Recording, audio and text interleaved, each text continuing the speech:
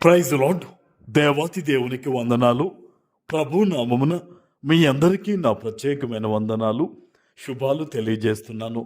ఈ దినము కొరకు ఏర్పాటు చేయబడిన దేవుని వాగ్దానము ఆది కాండము 21వ అధ్యాయము 18వ వచనము. నీవు లేచి ఆ చిన్నవాణ్ణి లేవనెత్తి నీ చేత పట్టుకొనుము, వానిని గొప్ప జనముగా చేసేదనని ఆమెతో అనెను. దేవుని నామానికి మహిమ కలుగునుగాక. ఈ ఉదయకాల సమయంలో సర్వ సృష్టికర్త అయిన నీ తండ్రి నిన్ను ఆశీర్వదించి గొప్ప వాగ్దానాన్ని నీకు అందిస్తూ ఉన్నారు. హల్లెలూయా. ఆనాడు అరణ్యములో ఏకాంతముగా ఉంది హాగరు. భర్త లేడు, అబ్రహాము గారి దగ్గర లేరు. చంటి బిడ్డను ఎత్తుకుని తెచ్చుకున్న ఆ కాసిని నీళ్లు కూడా అయిపోయిన తర్వాత ఆ చిన్నవాడి ఏడుపు చూడలేక వాడిని ఒక చోట పెట్టి దూరంగా వెళ్ళి తల్లి ఎక్కెక్కి ఏడుస్తుంది, నా బ్రతుకు ఇలా అయిపోయింది ఏంటి అని. అయితే ఆ చిన్నవాని ఏడుపు ఎవరు విన్నారండి? దేవుడు విన్నారట.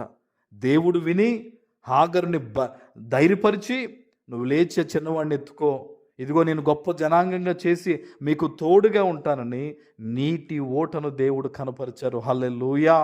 ఈరోజు ఈ వాగ్దానాన్ని వింటున్న నీ జీవితంలో కూడా అలాంటి దుఃఖకరమైన పరిస్థితుల్లో ఉన్నావా?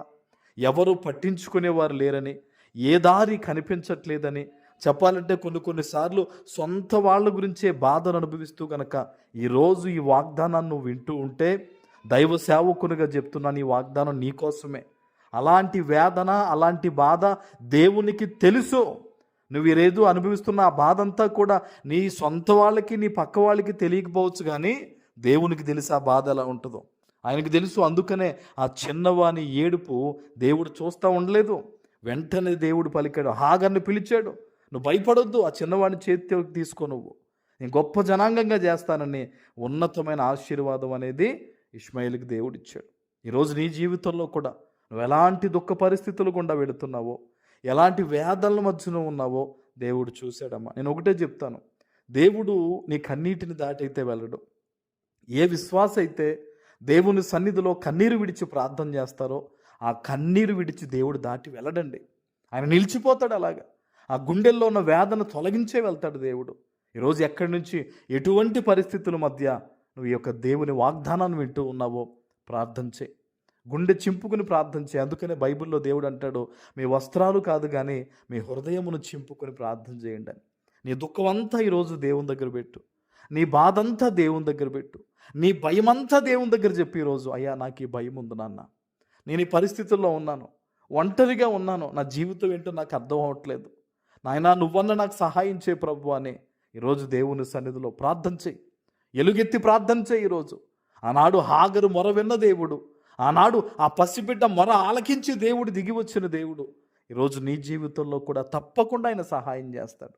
ప్రార్థించే వారిని దేవుడు నిర్లక్ష్యం చేయడండి.